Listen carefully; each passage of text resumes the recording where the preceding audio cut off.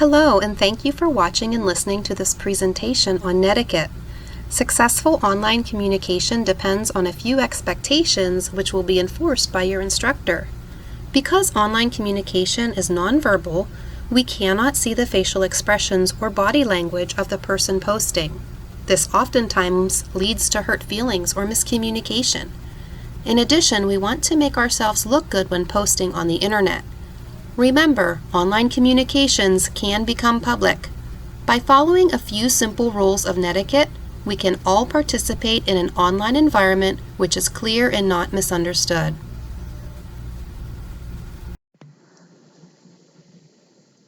You might be wondering, what is netiquette? Well, online netiquette are rules of acceptable behavior on the internet. These rules extend to email, chat, and discussion boards. Netiquette is the use of good manners like being polite, understanding, and willing to accept another's point of view.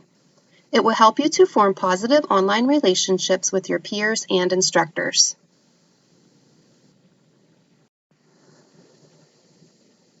When communicating online, regardless of whether it is an email, chat, or discussion board, a few general rules apply. You always want to use proper grammar and correct spelling. It's important to make sure you come across as someone who knows how to use correct English. Using all caps really means that you're shouting. Avoid this at all costs.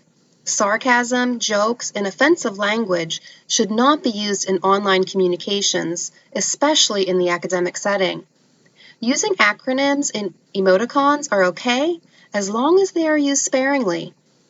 Remember that the person or people receiving your communications are human beings. Treat others as you would like to be treated. Finally, never post anything you wouldn't want your parents to read. Electronic communications can become public.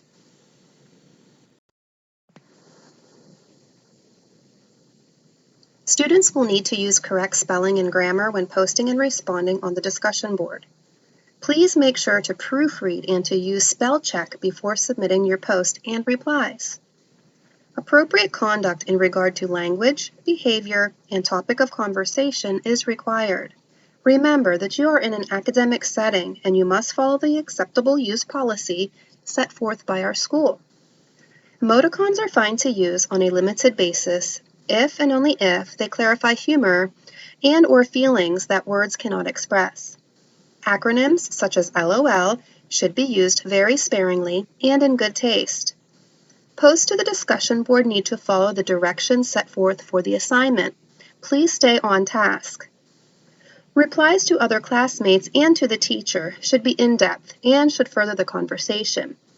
Replies such as good job or I agree are not in-depth and will not receive credit. And finally, be sure to post responses in a timely manner.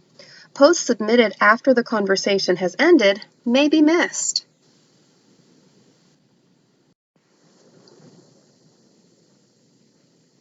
Always use an appropriate greeting to begin an email.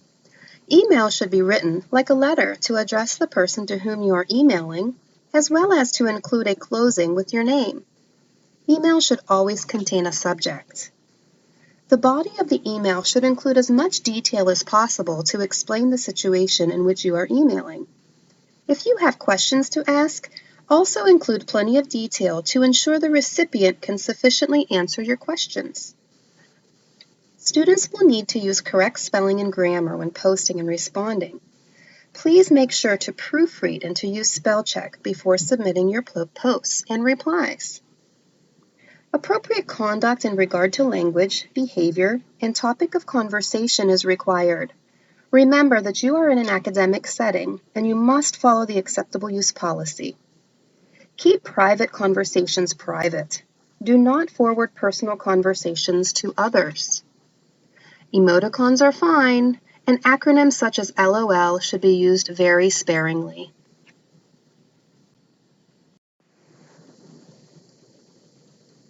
While chatting with the teacher and/or classmates, write clearly. It is your responsibility to check spelling and grammar. Avoid using sarcasm and jokes. This will help you to maintain positive online communications with your teacher and with peers. Chatting is like having an actual face-to-face conversation, except you cannot see the other person. Unfortunately, because we can't see the other person, we don't know what their facial expressions and body language are. It is okay to use emoticons and acronyms, but be careful and use the most common ones. If you post pictures, it's vital that the pictures are appropriate.